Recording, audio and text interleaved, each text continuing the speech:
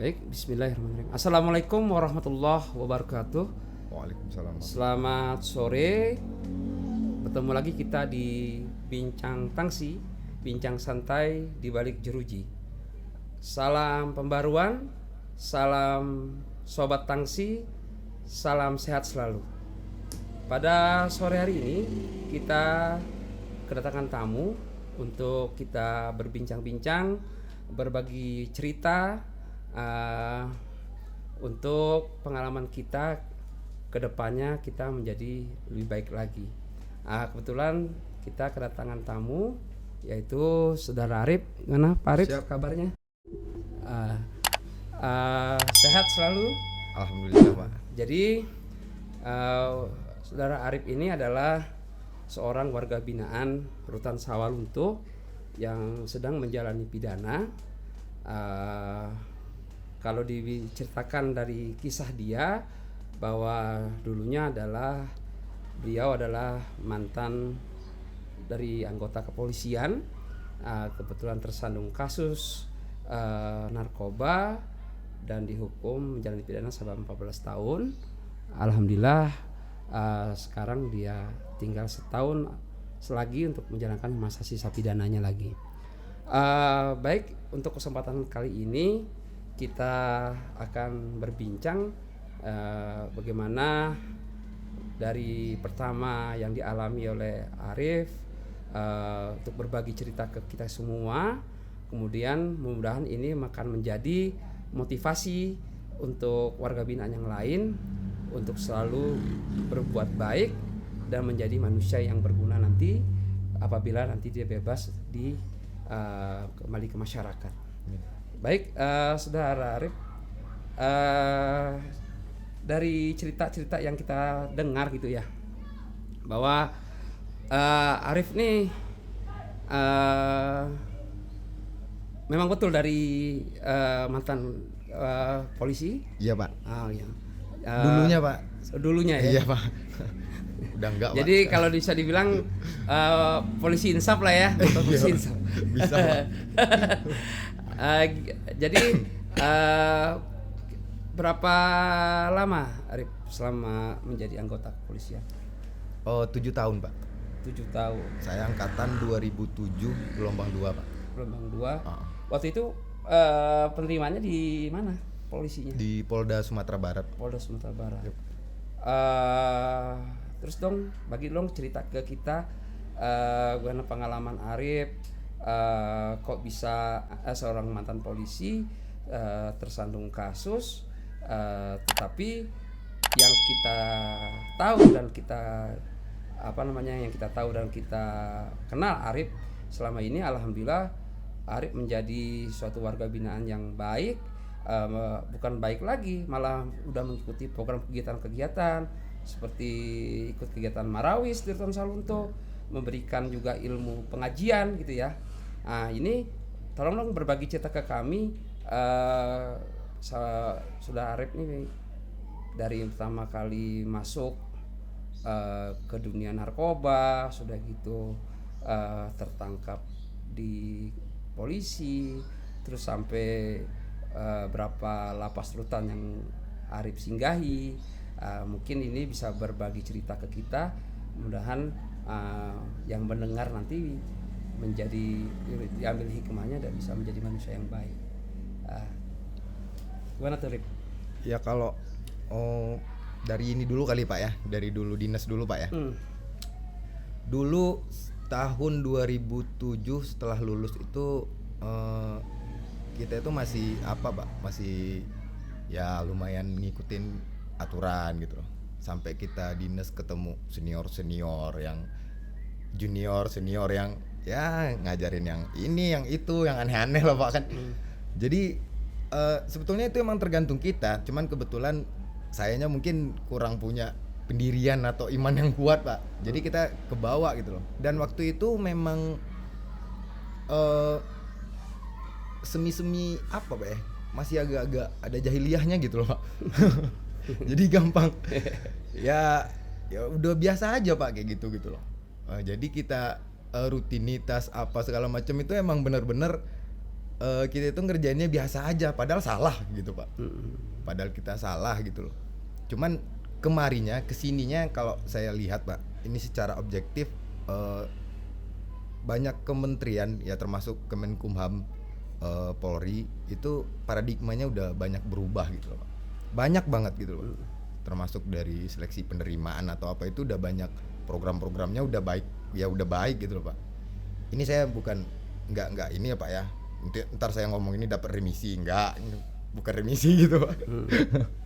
Cuma di situ saya lihatnya ya seperti itu sampai saya akhirnya terjerumus narkoba gitu Pak. Saya terjerumus narkoba, make ya pokoknya masih nggak ini Pak, maksudnya masih make aja, biasa aja gitu loh Pak. Maksudnya rutinnya nggak terlalu gitu loh Pak. Ya. Sambil dinas make, cuman saya masih berusaha untuk dinas baik-baik gitu loh Pak. Karena saya tahu nanti kalau kita terlalu itu pasti dinasnya keganggu gitu Pak. Sampai akhirnya saya tuh udah mulai parah gitu Pak. Maksudnya udah agak parah makainya.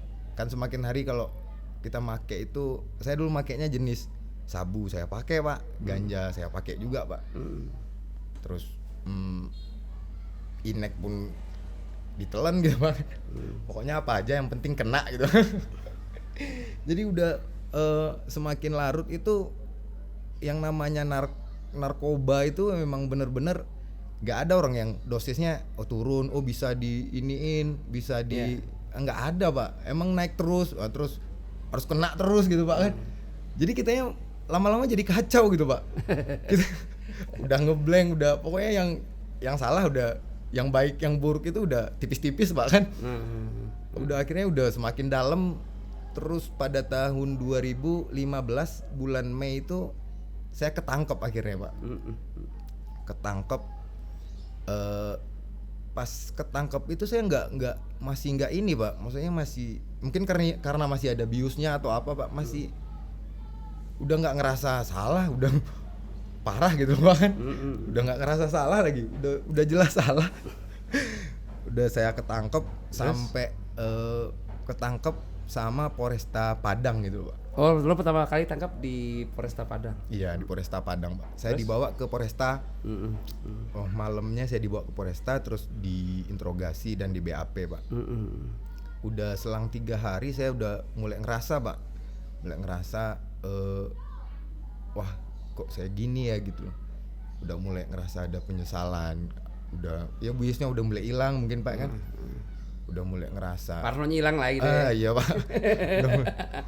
Ya kalau dulu tuh ya kita itu takut kayak kalau abis make takutnya sama misalnya ada mobil Avanza hitam gitu kan. Buser gitu kan. Iya.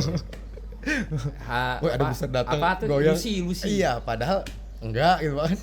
Padahal artis organ gitu kan. Jadi 2015 bulan Mei itu disitulah mulai penderitaan saya itu dimulai gitu Pak. Sebenarnya kalau waktu itu saya anggap itu penderitaan gitu Pak. Karena memang kehidupan saya yang normal itu berubah drastis 180 derajat gitu Pak. Itu masa-masa di BAP itu masa-masa yang sangat capek Pak gitu. Kita diperiksa tiap sebentar dipanggil. Kita udah mulai ngerasain aduh kok kayak gini ya gitu Pak. Yeah. Sampai akhirnya lapas pertama tempat saya itu lapas Muaro Padang Pak. Oh, lo pertama di Muaro Padang. Iya Pak. Saya dikirim. Berarti sampai jalani persidangan berarti di sana juga ya? Iya, di Muaro Padang Pak. Di Muaro Padang itu isinya waktu itu sekitar 1.400 orang Pak. Itu ya lumayan banyak gitu Pak. Dan isinya penjahat, walaupun saya udah jadi penjahat ya Pak ya waktu itu kan. Cuma seorang polisi masuk di lapas yang isinya kriminal, narkoba, ya penjahat semua gitu Pak. Jadi ada rasa gimana gitu Pak. Terus lagi cerita orang kalau anggota itu masuk Muaro Padang mah parah gitu loh Pak kan. Wah saya bener-bener ngeri Pak. Pokoknya saya ini mau kekirim gak ya, gitu. Saya ngeri emang bener-bener aduh kecemasan saya itu Pak gitu loh. Iya, iya. Kecemasan terbesar itu bukan hukuman Pak waktu itu. Akhirnya saya dikirim dan saya nggak ada kenal satupun orang di situ gitu loh. Dan ternyata emang bener Pak.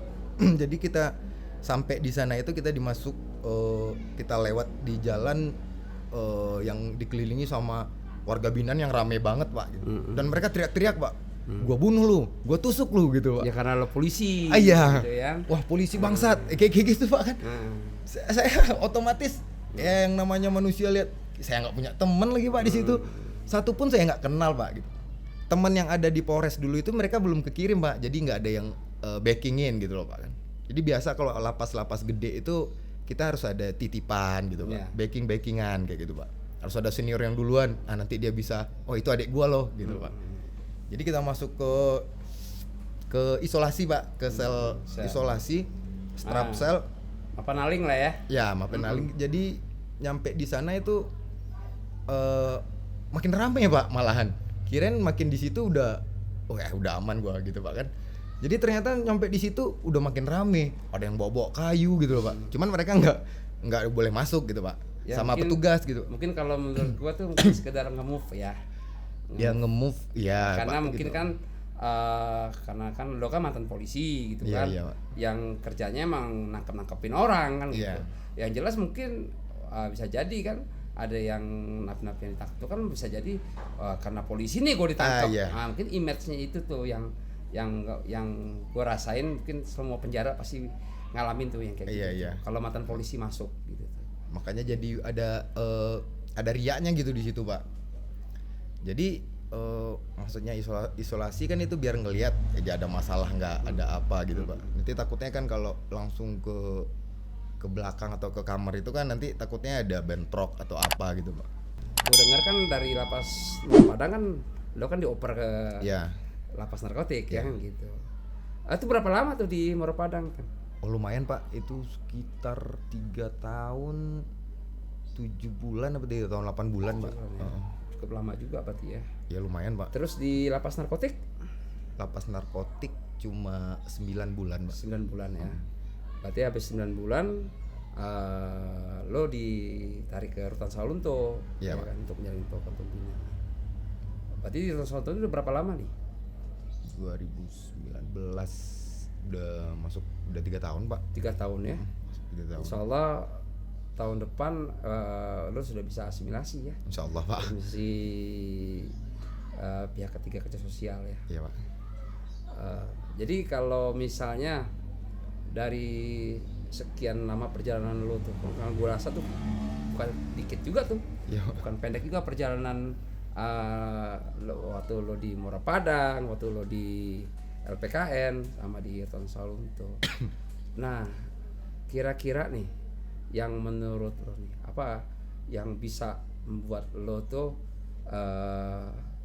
karena gini terus terang aja, waktu gue dapat kabar lo mau pindah ke Rutan Salunto, pas gue denger lo mantan polisi gitu ya, yang bakal dikirim ke Rutan Salunto, itu yang ada di benak gue pasti gue pikir gini, wah ini pasti orangnya sengak nih gitu kan, orangnya sengak ternyata ya, iya gitu karena wah ini sulit diatur atau ya mungkin Paro Syndrome sebagai dulu aparat masih terbawa nih, mungkin itu yang dulu di benak gue. Tapi ternyata setelah lo jalan di sini, gue liatin gitu ya, apalagi gue punya program kesenian di sini Marawis, lo tiba-tiba lo ikut bergabung ya kan. Alhamdulillah juga lo bisa bawa nama harum Rutan nih dengan Marawis tampil kemana-mana ya. Udah gitu sekarang juga lo juga aktif di masjid, gue lihat nih, lo bisa bina organisasi di bidang ilmu agama gitu ya. Ini kan gue rasa kan bagus nih gitu. Bagus banget gue. Nah, kenapa tuh Tem? Lo bisa begitu Tem? Karena yang tadi gue lihat nih sebenarnya diri lo nih ada agak uniknya, karena lo nih ada label-label mantan polisi ini gitu loh. Gitu. Ya sebenarnya gini Pak. Jadi waktu dulu saya itu dituntut 18 tahun loh Pak. Jadi pada saat saya dituntut 18 tahun penjara itu serasa wah Tuhan nggak adil gitu loh Pak. Maksudnya saya yang pertama sholat ya biasa Pak, kita kalau narapidana Pak, maksudnya tahanan gitu loh Pak. Jadi pada saat kita itu lagi sibuk-sibuk sidang, itu kita sholatnya, Pak, mungkin bapak-bapak haji kalah Pak gitu, tahajudan gitu Pak. Soalnya lo lagi butuh banget sama Allah nih kan. Ya kayak gitu Pak. Jadi emang bener-bener, wah semua tuh yang tahanan itu sholatnya, bener-bener kusuk Pak. Gempa-gempa mah nggak kerasa Pak kalau sholat.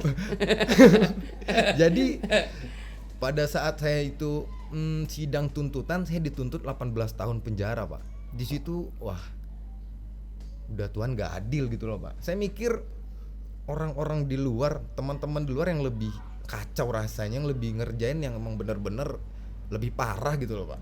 Emang ya saya rasa lebih ini dari saya itu, mereka anteng-anteng aja gitu Pak. Mereka aman-aman aja gitu. Mana-mana. Jadi saya ngerasa 18 tahun.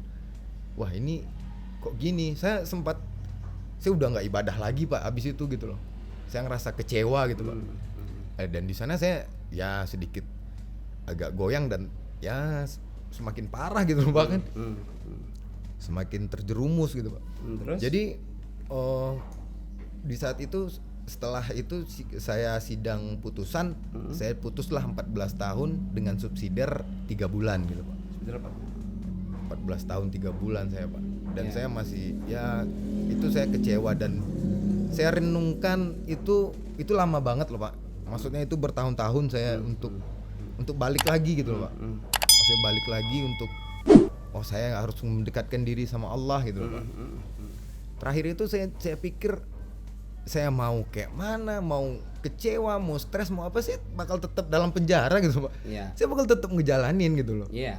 Dan nggak akan bisa merubah kan? Iya Pak. Jadi saya harus bikin tenang diri saya dulu gitu. Saya harus ngelawan pribadi saya dulu Pak gitu loh. Dan di sana saya mau coba buat kembali sholat gitu loh Pak. Saya coba kembali sholat pelan-pelan gitu loh Pak. Maksudnya saya nggak bisa yang terlalu, ya biasanya kita ibadah lagi tinggi imannya, tinggi, habis itu kan nggak istiqomah gitu Pak kan. Habis itu udah 3 bulan mah udah syukur Pak kan. Habis itu saya coba sholat lagi, dan di situ gue kayaknya udah mulai ini Pak gitu loh, udah mulai nggak ini sama lingkungan yang namanya bising gitu Pak. Maksudnya maaf kalau di situ kan rame Pak, jadi kan macam-macam nih orangnya Pak. Saya udah harus kita lingkungan itu dampaknya 98% loh Pak gitu. Kalau menurut saya, apalagi kita yang belum punya pondasi, punya keimanan yang kuat, itu lingkungan bener-bener ngaruhin kita belum bisa ngaruhin lingkungan gitu loh Pak. Jadi saya mikir buat saya, kalau di sini saya nggak bisa ini gitu loh Pak. Saya nggak bisa fokus buat itu gitu loh Pak. Akhirnya saya bergeser ke lapas narkotika gitu Pak. Nah, dan di sana alhamdulillah saya mulai buat puasa sunnah. Saya mulai sholat itu, yang pertama itu saya sholat wajib jangan bolong, itu aja dulu Pak gitu. Ya kalau yang kayak kita ini, kayak saya gitu loh Pak, maksudnya yang nggak baik-baik banget gitu tuh, buat sholat wajib udah aja itu udah alhamdulillah banget gitu loh Pak. Ntar dulu yang sunah-sunah gitu Pak kan. Jadi saya cobain dari situ dulu Pak, bergerak dari situ. Ya alhamdulillah Pak, alhamdulillah. Kadang paling yang itu tuh, yang jebol itu subuh, kadang telat bangun, paling itu Pak gitu. Cuman alhamdulillah kesininya, apalagi saya udah dari LPKN Sawah Lunto itu saya udah mulai ada inilah Pak, fondasi dikit-dikit, mulai beribadah gitu Pak. Saya rutin ngaji di masjid itu gitu Pak. Akhirnya saya dipindahkan ke rutan kelas 2B Sawah Lunto itu. Saya udah nggak ini lagi Pak, maksudnya saya udah biasa buat puasa Senin Kamis gitu loh Pak. Saya udah biasa buat sholat, udah ini gitu loh Pak kan. Jadi alhamdulillah di sini ya alhamdulillah juga di sini memang programnya fokusnya ke situ gitu loh Pak. Ini bukan karena saya di sini ya Pak ya. Di sini memang benar kayak gitu loh Pak. Jujur aja loh. Iya Pak. Itu jujur, bukan karena takut masuk strapsel, enggak Pak. Cuma memang bener kayak gitu loh.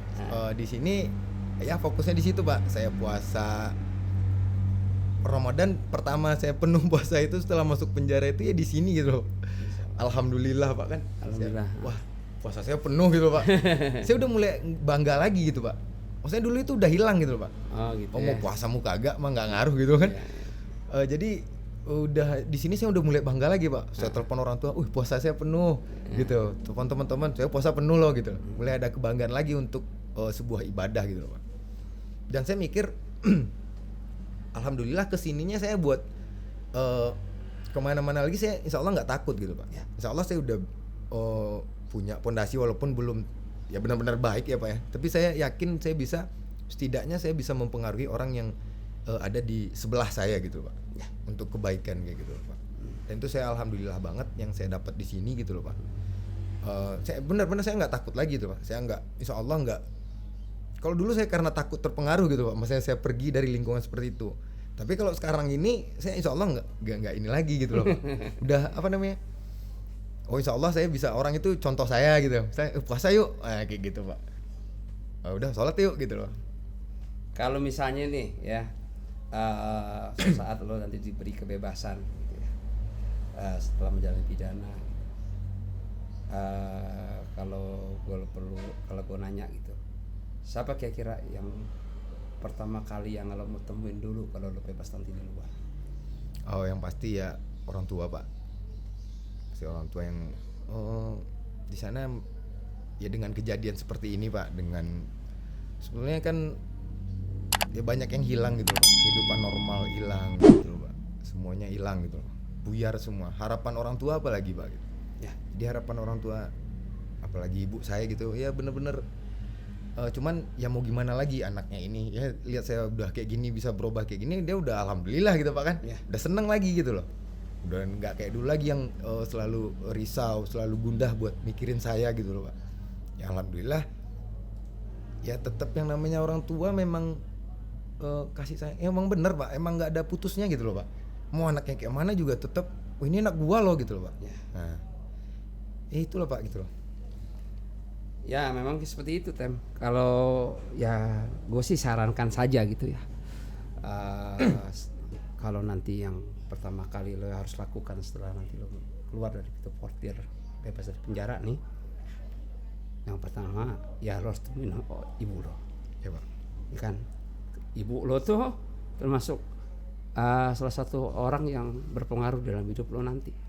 Karena kan dikatakan bahwa ridhonya Allah, ridhonya orang tua. Iya pak. Nah kalau saran gue sih, pertama kali lo datang sampai di rumah, lo cium tuh kaki orang tua. Iya pak. Ibu, ya kan? Dimanapun lo nggak akan pernah bisa balas yang namanya kebaikan dia orang tua itu. Ya emang bener pak, maksudnya kayak ibu saya tuh emang gimana pak ya, kadang saya buat dulu itu udah jangan kesini gitu, bukan saya ngelarang ke situ pak, maksudnya dia kalau ketemu tuh emang bener-bener sedih banget gitu loh pak. Nggak, udah 2 tahun di penjara pun masih nangis gitu pak. Udah 3 tahun saya ngunjungin saya itu masih nangis gitu loh pak. Jadi emang ya sayanya nggak ini pak, maksudnya nggak tahan juga kadang pak kan. Nah, makanya di situ kadang udah jangan kesini gitu loh kan, ntar ditelepon gitu pak kan. Cuma kadang yang namanya orang tua ya pengen ketemu anaknya ya apa aja dijabanin pak. Iya pasti harus. Makanya nanti kalau diberi kesempatan lagi untuk bisa hidup normal kembali gitu ya, saran dari gua jangan pernah lo sia-siain orang tua lo lagi. Iya, itu yang pertama. Dan lo pasti kan akan membangun masa depan lo lagi nih setelah dari bebas nanti nih. Apa yang mau lo lakukan nanti kan gitu ya. Iya. Ya mungkin nanti lo harus cari kerjaan lagi yang kira-kira bagi lo halal, bagi lo aman kan. Nggak mungkin lagi lo mau terjun ke dunia narkoba lagi kan gitu. Ya ibarat kata keledai saja yang binatang terbodoh ya, itu pun tidak mau pernah jatuh di lubang yang sama, apalagi kita manusia yang Allah kasih akal pikiran. Pasti kita akan melangkah gimana ke depannya lebih baik lagi, gitu Tem. Ya kan. Terakhir nih yang gue mau tanya sama lo nih, ya kan. Setelah nanti lo bebas gitu, kira-kira apa nih yang lo mau cari lagi di luar? Masa depan lo, apa kerjaan apa yang kira-kira akan lo rintis lagi gitu, ya kan? Kalau buat itu mungkin kalau saya punya planning kayak gini pak, kalau kita masih lama gitu pak, kalau kita kecepatan mikirnya dari sekarang pak, nanti kita ngejalanin hukumannya gundah pak, pengen cepet-cepet gitu pak. Oh gue udah punya planning nih, gue udah punya rencana usaha ini gitu. Yeah. Jadi saya harus sabar dan kalau udah waktunya sekitar, kalau ini menurut cara saya pak, cara saya buat di dalam gitu pak, sekitar udah setahun atau 8 bulan lagi mau ini, nah itu kita udah harus planning, kita udah harus berkomunikasi sama orang-orang baru atau teman-teman yang dulu gitu pak. Iya. Maksudnya komunikasi kita pasti yang namanya di dalam penjara itu rusak pak komunikasinya. Kadang saya buat ngomong aja salah-salah gitu pak. Jadi buat di luar, yang pertama itu yang harus saya ini, yang udah saya ngejalanin sekarang, yang udah saya diajarin di dalam gitu, yang udah saya dapat itu kalau bisa jangan kurang lah gitu loh pak. Nah itu aja dulu udah alhamdulillah banget pak. Kayak sholat kayak ibadah yang lain itu aja dulu udah gitu pak. Istiqomahnya di sana dulu. Nah gitu. ini sekarang nih kalau tadi kan lo kan nyinggung nih istiqomah nih. Maaf. Istiqomah. Nah, itu kan berarti komit nih gitu ya. Iya pak. Nah, sekarang gue pengen nanya nih, kalau kok istiqomah lo nih. Nah, kalau lo bebas nih, ya kan. Ada lagi tawaran menggiurkan, ya kan, di narkoba atau lo jadi pemakai narkoba lagi. Gimana nih? Lo tergiur apa lo make lagi, gaul lagi? Soalnya kan tadi kan lo bilang istiqomah. Iya pak, bener. Itu tadi. Ya kalau sebenarnya itu kalau kita saya di kehidupan dulu itu tawaran berat ya pak. Maksudnya wah kenapa enggak nih gitu loh pak kan. Nah, terus wah, gratis lagi gitu kan. Cuma jangankan di luar nanti pak gitu. Saya di dalam aja gitu loh. Maksudnya di situasi yang saya pergi hijrah itu kan karena saya nggak mau lagi situasi yang tadi itu gitu loh pak. Ya. Sebenarnya kalau saya pengen itu ya saya itu aja gitu loh pak. Nah karena saya pengen hijrah itu pelan-pelan gitu loh pak. Makanya saya kalau kayak ngomong ke teman-teman pun gitu loh, ibadah itu ya karena saya ngomongnya versi kita orang yang dari nggak baik-baik ya pak ya gitu. Maksudnya bukan dari ulama, dari ustadz gitu loh pak. Jadi udah mau sholat aja udah syukur gitu loh pak. Ya. Itu dulu gitu loh. Ntar pelan-pelan kan penuh sendiri sholatnya gitu pak. Jadi jangan yang pas lagi ini ibadahnya banyak banget gitu loh pak. Ntar udah sebulan 2 bulan bosan, udah berarti kan nggak istiqomah jadinya pak. Biar dikit-dikit cuma ada terus gitu pak kan. Ya. Kalau itu kan menurut saya pak, setelah saya dengar pengajian, saya dengar ini, saya ambil kesimpulan, oh kayaknya ibadah itu bagusnya kayak gini deh gitu loh pak. Ya, ibadah itu yang terpenting kan ada grafik naiknya, begitu. Hari ini mungkin kita masih lalai sholat, Iya. tapi kedepannya nanti kita tepat waktu sholat. Jadi kan pelan-pelan, Iya, Pak. jangan ada masalah, ada apa, rajin ibadah, jangankan yang wajib, sunnah apapun dikerjain, begitu. Bener, iya. Tapi kalau udah tahu-taunya nanti udah sholatnya apa ternyata keinginannya nggak dikabulkan, langsung lemes, ya kan gitu. Kadang udah nggak jadwal sholat pun sholat gitu kan. Nah iya, itu maksud gua. Makanya istiqomah itu penting.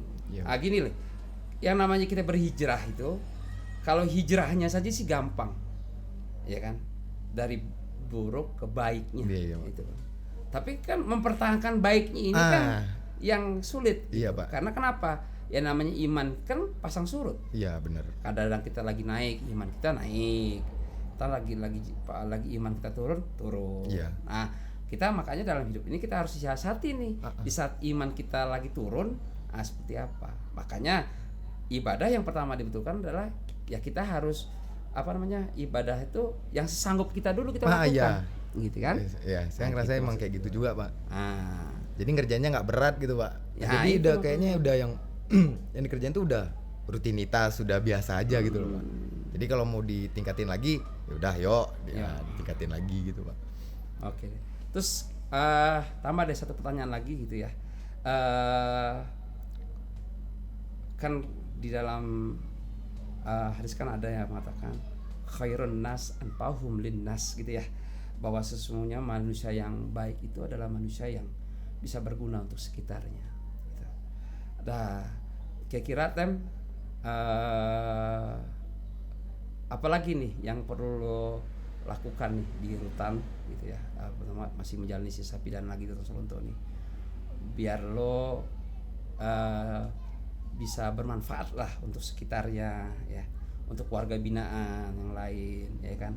Berarti kehadiran lo tuh memang betul-betul warga binaan tuh merasa senang gitu karena lo bawa manfaat gitu kan, memberikan warna ke Rutan Sawalunto. Iya. Kira-kira apalagi nih yang ke depan yang belum lo lakukan lah, mana tahu yang akan dilakukan nanti bisa bermanfaat atau berguna untuk Rutan Sawalunto. Apalagi nih kira-kira? Yang mungkin ini Pak, yang pertama itu dari keadaan rutan aja itu sebenarnya udah bikin kawan-kawan di dalam itu udah mempunyai dampak yang positif sama dia Pak kan. Jadi buat yang biasanya dari ya yang narkoba udahlah gitu loh Pak. Udah dia karena ngeliat contoh-contoh di sini gitu loh Pak. Cuman dampak yang saya pengen tuh misalnya kayak sebenarnya gini Pak, kalau kita ngerjain itu rutin kayak itu, kadang-kadang teman-teman itu dia ngikut gitu Pak. Soalnya kita puasa sunnah nih Pak, lama-lama dia lihat ya, udah ikutan dong gitu. Ya. Walaupun sebenarnya tujuan dia nggak tahu apa gitu loh Pak. Jelas ikut aja dulu gitu kan. Cuman nggak masalah kalau menurut saya Pak. Iya. Memang kan segala sesuatu kan pasti awalnya harus dipaksa. Gitu. Iya. Dipaksa terus nanti terbiasa. Kan, gitu. Iya. Makanya pola gue di sini dalam gue memimpin rutan ini memang pertama kali yang namanya ibadah memang gue harus paksa. Iya. Paksa. Tapi ya paksanya pun dalam koridor-koridor yang Ya sewajarnya. dari 100 orang yang Bapak paksa itu 30 orang itu terbiasa gitu Pak. Ya. Nah, pelan-pelan yang 10 lagi terbiasa lagi kan. Walaupun yang 50 lagi belum gitu Pak. Nah, cuma kan pelan-pelan dia ngikut kawannya gitu Pak. Iya, pasti gitu. Karena kan kalau gue sih punya keyakinan gini. Manusia yang baik, kalau manusia yang tidak baik berada di sistem yang baik, pasti dia akan menjadi baik. Iya. Tapi sebaliknya, manusia yang ada manusia yang baik tetapi di sistem yang tidak baik, bisa jadi manusia itu menjadi manusia yang tidak baik. Itu kalau menurut gue sih itu yang terus gue anut gitu loh ya. Gitu.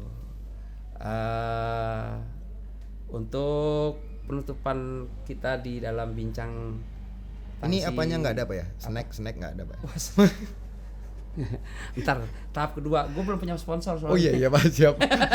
Mudah-mudahan Pak ya, kita doain mudah-mudahan podcast kita di sini ya bentar lagi ada sponsor. Ini terus terang nih, ini lo sponsornya ini tamu gue yang pertama podcast nih. Waduh. Jadi podcast perdana gue nih, gue coba dulu. Iya Pak. Ya kan.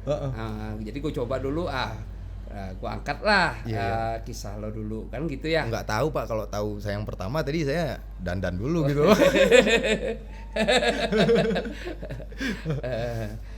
Di terakhir nih kita ada bincang-bincang santai ini, tolong dong beri closing statement untuk para warga binaan, apa yang mau kira mungkin ada yang mau disampaikan Tem bahwa kedepannya untuk menjadi manusia yang lebih baik lagi. Silakan. Ya buat kawan-kawan yang masih di dalam penjara, yang masih terpenjara, hatinya, dirinya, semuanya dibatasin, itu bukan penjara atau hukuman buat kalian gitu. Bisa jadi itu ujian. Kalau ujian mah yang namanya ujian, kalau kita lulus ya naik kelas gitu. Ya cuma kalau hukuman itu berarti balasan dari apa yang udah kita kerjain, apa yang udah kita tanam gitu. Jadi buat kawan-kawan yang di dalam, udah jalanin aja, nikmatin, bikin diri kalian nyaman, mendekatkan diri sama agama gitu loh. Kalian rutin ngikutin program-program keagamaan yang ada gitu loh. Itu ngebantu loh. Itu ngebantu buat kita tenang, buat kita nyaman gitu. Terus kalian ya buat yang lain-lain mungkin kita udah nggak mikir aneh-aneh lagi gitu loh. Karena kita udah sibuk buat udah sholat gitu Pak. Udah ini gitu kan. Nah jadi di kamar pun kita paling ngajak teman-teman buat ibadah gitu. Jadi buat ya teman-teman yang mikir-mikir yang masih gua ini lagi lah gitu. Apalagi yang ya masih narkoan udahlah gitu loh. Udah nggak ininya, udah nggak zamannya gitu. Udah nggak zaman lagi. Ya kalau ditanya mas saya udahlah saya ya parah lah gitu loh. Cuman udahlah gitu loh Pak kan. Ya. Ah. Ya memang kalau kita mau ke arah yang lebih baik lagi, memang perlu cobaan. Pasti ada cobaan, Iya, Pak. ada terjal yang kita Ya hadapi. cuman kadang kan mungkin teman-teman itu mikir cobanya kok berat banget gitu loh Pak. Iya. Maksudnya nggak Gitu. kayaknya nggak sesuai. Cuman itu bukan sesuai nggak sesuai. Bisa jadi teman-teman yang di luar itu sampai sekarang aja masih ngerjain yang aneh-aneh gitu, Iya. masih bikin dosa gitu. Iya. Jadi kita yang di sini lebih terjaga gitu. Sebenarnya kita di sini kesempatan kita buat ngumpulin ya apa ya Pak, amal ya pokoknya yang baik-baik lah Pak gitu loh. Kita nggak lihat yang aneh-aneh gitu. Kita nggak lihat cewek pakai rok pendek gitu loh Pak kan. Ya. Ya nggak ada Pak gitu. Berarti cobaan di penjara itu lebih kecil ya dibanding di luar. Godaannya ya. gitu Pak. Nah. Itu alhamdulillah kan kayak gitu Pak gitu. Jadi di sana ya kita pikir positifnya kayak gitu. Teman-teman di luar aja masih ya mungkin bulan puasa nggak ada yang puasa gitu Pak. Mungkin masih ya bakar-bakar terus gitu Pak. Nah, cuman kita di sini kan alhamdulillah udah ya dengan situasi kayak gini alhamdulillah banget gitu Pak. Sampai kita bebas itu udah ayolah gitu loh. Kesempatan gitu Pak kan. Ya. Terus kalau lo mau berikan masukan untuk organisasi ini Rutan Sawalunto gitu ya ke depan, kira-kira apa yang perlu kita tingkatkan lagi nih di dalam pembinaan? Mas, mungkin lo ada masukan atau apa yang masih kurang Pak, kurangnya ini Pak, gini gitu misalnya. Oh ini Pak terlalu ini Pak, kalau bisa pengajian ada snacknya Pak. Gitu. Kalau snack terus gue ketekor juga lama-lama ya kan. Kalau buat program kayaknya buat rutan ya Pak ya. Setahu saya kan rutan itu anggaran buat pembinaan itu kan nggak ada ya Pak ya. Ini setahu saya gitu Pak. Yeah. Dan rutan Sawalunto kelas 2B ini bisa buat bikin program yang banyak banget gitu loh Pak. Tanpa ada anggaran yang ada dari DIPA-nya gitu loh Pak. Itu kan udah luar biasa Pak gitu. Jadi buat yang program ya pengajian rutin, kita ngaji rutin gitu loh. Dan sekarang alhamdulillah kita lagi ngerehab masjid gitu Pak kan. Biar lebih nyaman ibadahnya gitu Pak kan. Jadi saya rasa itu yang dibenahi nggak ada gitu Pak. Cuman yang itu aja itu udah alhamdulillah banget gitu Pak. Ya.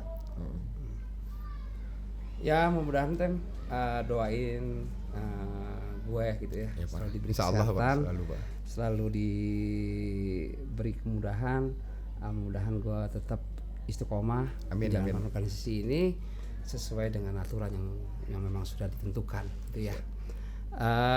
Baik, terima kasih atas semua kisahnya yang diberikan ke kita semua nih. Ya, Pak. Saya rasa sangat bermanfaat banget gitu ya. Apalagi mudah-mudahan, kalau ini didengar semua warga binaan, bisa menjadi motivasi untuk warga binaan yang lain menjadi manusia yang lebih baik lagi. Amin. Gitu, Tem. Ya. Dan gue doain selalu lo mudah-mudahan tetap istiqomah ya. Amin, kan, Pak. Menjalankan semuanya ini dengan sabar ya kan. Nanti suatu saat ada waktunya bisa kembali ke keluarga, lo bisa lagi hidup dengan normal ya. Nanti lagi kan lo kan belum berkeluarga nih. Yep. Mudah-mudahan gue doain lo dapet jodoh ya kan, yang baik, lo bisa berkeluarga, nanti punya anak gitu ya. Apalagi diimbangi nanti lo bisa dapat pekerjaan yang kira-kira memang yang pertama halal dulu deh. Iya, gitu Pak, ya. siap. Baru ya halal toyib gitu ya. Nah nanti ya kalau masalah kecil atau besar itu tergantung lo aja yang nyukurinya gimana. Iya. Ya. Iya, Pak, siap. Gitu. Baik, mungkin itu saja bincang kita pada sore hari ini. Ada kata-kata bijak yang mengatakan bahwa orang baik itu bukan berarti orang yang tidak pernah melakukan kesalahan, tapi orang yang baik itu adalah orang yang pernah melakukan kesalahan, menyadari kesalahannya, dan insya Allah tidak akan pernah mengulangi kesalahannya lagi. Itu kata-kata orang bijak bahwa orang baik seperti itu, gitu ya. Terima kasih Tem, Ya, Pak, waktunya untuk kita bincang-bincang pada sore hari ini. Mudah-mudahan yang kita bincangkan tadi ada manfaatnya. Amin. Untuk semua yang mendengar ya. Mungkin nanti suatu saat Tem akan kita undang lagi nih. Gimana tahu untuk membicarakan yang lain lagi gitu ya. Gitu. Baik Sobat Tangsi, terima kasih untuk bincang-bincang pada sore hari ini. Tetap setia untuk menunggu podcast kita selanjutnya. Doakan podcast kita ini tetap berjalan dengan baik. Tadi yang Tem bilang tetap istiqomah juga, ya kan. Mudahan podcast ini juga bisa berbawa dampak yang positif untuk hal publikasi apa-apa tentang yang diperbuat selama ini dari Rutan Sawalunto. Terima kasih. Salam sehat selalu, salam Sobat Tangsi. Mudah-mudahan Allah selalu memberkahi dan memberikan kemudahan kepada kita semua. Wabillahi taufik wal hidayah. Assalamualaikum warahmatullahi wabarakatuh.